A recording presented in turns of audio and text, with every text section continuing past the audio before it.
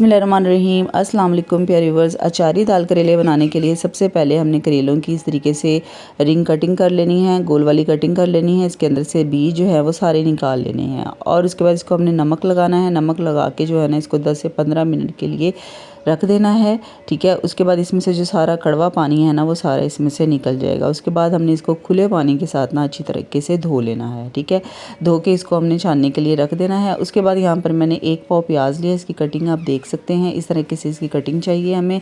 1 tablespoon लहसुन अदरक का पेस्ट है और यहाँ पर 1 पाव जो है टमाटर हैं, इनके छिलके जो थे ना ऊपर से मैंने उतार लिए थे। हरी मिर्चें हैं, 10 से 15 हरी मिर्चें हैं, ठीक है। इस तरह से ब्रीक कटिंग कर लेनी है। अचारी मसाले हैं ये, जिसमें ये कलवंजी है 1 टीस्पून, 1 टीस्पून मेथे हैं और 1 टीस्पून ही इसके अंदर हमने सौंफ का डालना है, ठीक है। उसके बाद यहाँ पर दही है ली है, 1 कप दही का लेना है और यहाँ पर 1 टेबलस्पून जो है ना घर का अचार जो होता है ना उसका मसाला है, ठीक है। ये खटास के लिए चाहिए है।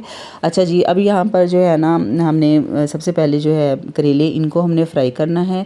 अच्छा, करेले जो है ना इनको हमने उस वक्त तक फ्राई करना है जब तक इनका जो कलर है चेंज नहीं हो जाता, हल्का हल्का सा लाइट गोल्डन कलर में जब तक ये नहीं आ जाते। इतनी देर में हमने चने की दाल जो है इसको बॉईल कर लेना है। यहाँ पर थोड़ी सी चने की दाल ज़्यादा जो है ना बॉईल हो गई थी, इसको अगर ज़्यादा बॉईल हो जाए ना तो इसको फ्रीज़र में आप रख देंगे ना तो ये सेट हो जाएगी, ठीक है। अच्छा जी, उसके बाद ये देख सकते हैं जो करेले हैं इनका कलर चेंज हो चुका है और अब हमने इनको ना निकाल लेना है। सारे करेले जो हैं इनको निकाल के कला बर्तन में रख लेना है।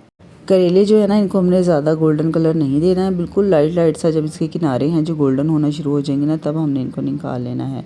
उसके बाद इसी घी में जो है ना ये अचारी मसाले जो थे इनको हमने पहले फ्राई कर लेना है, ठीक है। ये 1-1 टीस्पून तीनों मसाले हैं, ठीक है।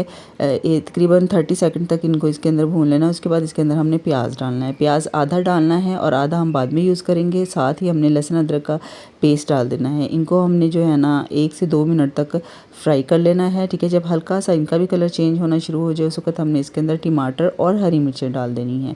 इनको अच्छी तरह से मिक्स करके ढक्कन लगा के छोड़ देना है ताकि टमाटर जो है ना वो अच्छी तरह से सॉफ्ट हो जाए, ठीक है। जब टमाटर अच्छी तरह से सॉफ्ट हो जाए उसके बाद इसके अंदर हमने डालना है 1 कप दही और उसके बाद ये मसाले डालने हैं, ठीक है। इसमें नमक है, कुटी हुई लाल मिर्च है 1 टीस्पून लाल मिर्च पाउडर है, 1 टीस्पून ही इसमें हल्दी है, ये इसके अंदर चाइनीज़ नमक है, ज़ीरा है और 1 टेबलस्पून जो है ना इसमें पिसा हुआ धनिया डालना है, ठीक है। ये सब डाल देना है। उसके बाद इसको अपनी अच्छी तरह से मिक्स कर लेना है। मिक्स करने के बाद जो है ना साथ ही इसके अंदर हमने प्याज डाल देना है।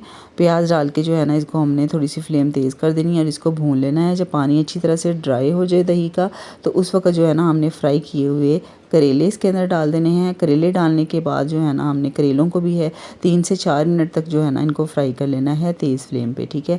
जब अच्छी तरह से फ्राई हो जाए उसके बाद हमने इसके अंदर डाल देनी है दाल, ठीक है। दाल डालने के बाद जो है ना इसको हमने पहले अच्छी तरह से मिक्स कर लेना है। इसके साथ ही अगर आप चैनल पर नए हैं तो चैनल को सब्सक्राइब करना मत भूलिएगा, बेल नोटिफिकेशन ऑन कर लीजिएगा, हर आने वाली वीडियो आपको टाइम पर मिलती रहेगी।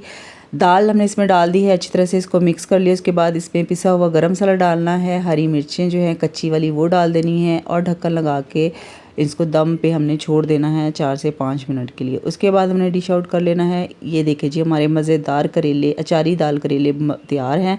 इस कदर ज़बरदस्त और इस कदर मज़ेदार और कड़वे बिल्कुल भी नहीं बने हैं। इसी तरीके से बनाइएगा, मुझे पूरी उम्मीद है आपसे बहुत अच्छे, मुझसे भी ज़्यादा अच्छे और मज़ेदार बनेंगे। लाजमी आपने मुझे कमेंट देके बताने का है कि आपको ये रेसिपी कैसी लगी है। अपना बहुत सारा ख्याल रखिएगा, दुआ में याद रखिएगा। अल्लाह हाफिज़, फ़ी अमान अल्लाह।